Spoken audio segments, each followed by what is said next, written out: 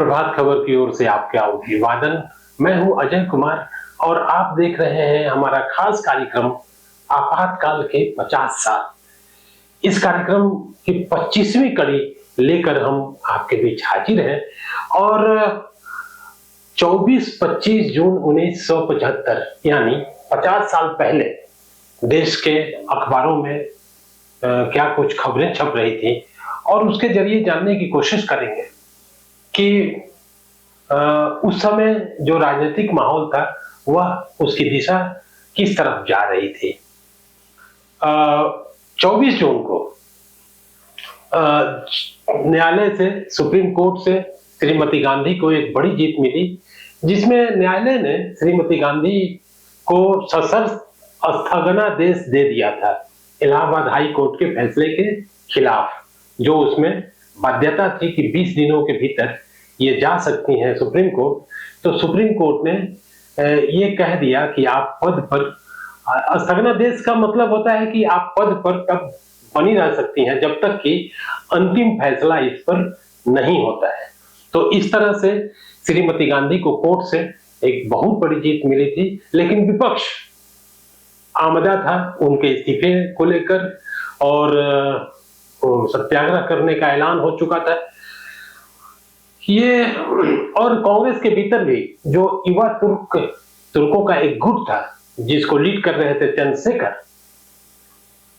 उस गुट ने भी ये कहा कि प्रधानमंत्री को इस्तीफा दे देना चाहिए। तो हिमांशु, हमारे दर्शकों को आप दिखाएंगे कि ये उस दिन का अखबार में छपा हेडलाइन है, जिसमें ये बताया गया है कि न्यायालय से श्रीमती गांधी को सशर्त स्थगन आदेश प्राप्त। तो इस तरह से ये एक बहुत बड़ा फैसला था और कांग्रेस की ओर से भी ये कहा जाने लगा उस फैसले के बाद कि प्रधानमंत्री पद पर बनी रहे श्रीमती गांधी। ये पार्टी की ओर से ऐसा अनुरोध किया गया था। ये अनुरोध उसके पहले भी किया गया था जब हाई कोर्ट का फैसला आ गया था। इसके बाद 25 जून को दिल्ली के रामलीला मैदान में विपक्ष की बड़ी रैली थी, जिसमें जयप्रकाश नारायण भी पहुंचे थे और भारी भीड़ उस रैली में पहुंची हुई थी। और उसके बाद क्या होता है कि सरकार की ओर से रैली को विफल करने के लिए उस समय एक बहुत चर्चित फिल्म आई थी बॉबी, जिसमें ऋषि कपूर और डिंपल कपाड़िया और बिल्कुल नए दौर की, नए मिजाज की वो फिल्म थी। युवा और काफी उसे देखना पसंद कर रहे थे उन दिनों। हालांकि फिल्म 1973 में ही रिलीज हुई थी, लेकिन उसका असर लगातार था उस पीढ़ी पर। तो रैली को कमजोर करने के लिए, रैली को विफल करने के लिए सरकार की ओर से सरकारी टेलीविजन पर बॉबी फिल्म का प्रसारण शाम में किया जाता है। इसके बावजूद रैली हुई और काफी बड़ी रैली हुई और उसी दिन 25 और 26 जून 1975 की दरमियानी रात को आपातकाल लगाने की देश में घोषणा हो जाती है। और ये घोषणा होने के बाद सारे जो अधिकार थे लोगों के, वो नागरिक अधिकार, वो निलंबित कर दिए जाते हैं। आपातकाल की अवधि 25 जून 1975 से 21 मार्च 1977 तक थी और इस दौरान तमाम बड़े नेता, जो विपक्ष के जितने बड़े नेता थे, सबको गिरफ्तार कर लिया गया था, सबको जेल में डाल दिया गया था। और आंतरिक सुरक्षा अधिनियम 1971 जो एक कानून था, जिसके बारे में केंद्र सरकार का ये कहना था कि आंतरिक खतरा है देश को, बाहरी खतरा तो है ही, आंतरिक खतरा भी पैदा हो गया है। और इस कानून के तहत तमाम बड़े नेताओं को गिरफ्तार कर लिया गया था। जयप्रकाश नारायण थे, विजया राजे सिंधिया थी, अटल बिहारी वाजपेयी थे, जॉर्ज फर्नांडिस थे, राज नारायण तो थे ही जिन्होंने मुकदमा किया था, सत्येंद्र नारायण सिन्हा थे बिहार में, मुरारजी देसाई। इसके अलावा इस पूरी अवधि के दौरान सुशील कुमार, दिवंगत सुशील कुमार मोदी, भाजपा नेता नंद किशोर यादव, दिवंगत जो हम लोगों के बीच अब नहीं है नवीन जी, वो और भी शिवानंद तिवारी, इसके अलावा नागार्जुन, लाल धुआं कवि, रविंद्र भारती, रवि अटल, लालू प्रसाद भी थे, नीतीश जी उन दिनों भोजपुर के एक गांव में मीटिंग कर रहे थे और वहीं पर पुलिस पहुंच गई थी। और इसके पहले गया में वो एक मीटिंग कर रहे थे और कैसे वहां लालू प्रसाद भी थे, उन्होंने इस बात का जिक्र किया है उदयकांत जी की जो किताब आई है उसमें। और लालू प्रसाद की गिरफ्तारी हो जाती है। सभी लोगों की गिरफ्तारी मीसा में होती है, जो कानून उस वक्त की तत्कालीन कांग्रेस सरकार ने बनाया था, आंतरिक सुरक्षा अधिनियम, उसके तहत। और दिलचस्प ये रहा कि लालू जी के जेल जाने के बाद, लालू जी के मीसा में बंदी होने के बाद पहली बेटी उनकी हुई मीसा भारती। और मीसा में, लालू प्रसाद के मीसा में बंदी होने के चलते ही उनकी बेटी का नाम मीसा रखा गया था, जो अभी सांसद भी है पाटलिपुत्रा से। और इस तरह से हजारों लोग, बहुत सारे लोग गिरफ्तार हुए उन दिनों और जेल की यातनाएं सही, और अपने करियर को छोड़कर संपूर्ण क्रांति और व्यवस्था पे आमूलचूल बदलाव का जो सपना था उसको लेकर युवाओं का एक, युवाओं ही नहीं समाज के हर तबके युवा उसमें लीड रोल में थे, लेकिन समाज का हर तबका उसमें अपनी सहभागिता निभा रहा था। ये तमाम लोग गिरफ्तार कर लिए गए थे आपातकाल की अवधि के दौरान। कर्पूरी ठाकुर वो नेपाल चले गए थे और वेश बदलकर काफी दिनों तक वो रहे, भारत में भी आए, फिर दिल्ली भी गए। उसी दौरान उनसे जुड़ी रिपोर्टें ये आपात के दौरान उनकी गतिविधियों को लेकर है। तो इस तरह से ये चलता रहा और कुल मिलाकर 21 महीने की यह अवधि थी।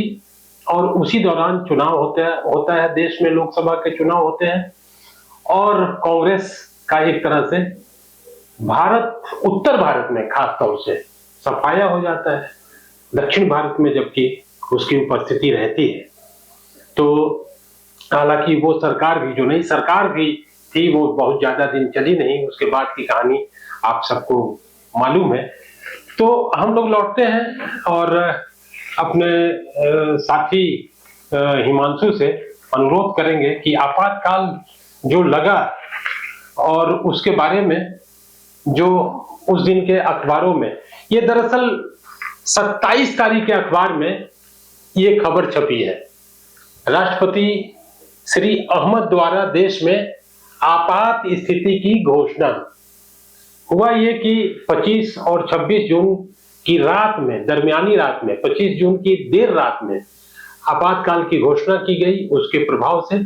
तो इसलिए 26 तारीख को ये खबर अखबारों में अपीयर हुई और 27 तारीख को पाठकों के बीच में पहुंचती है।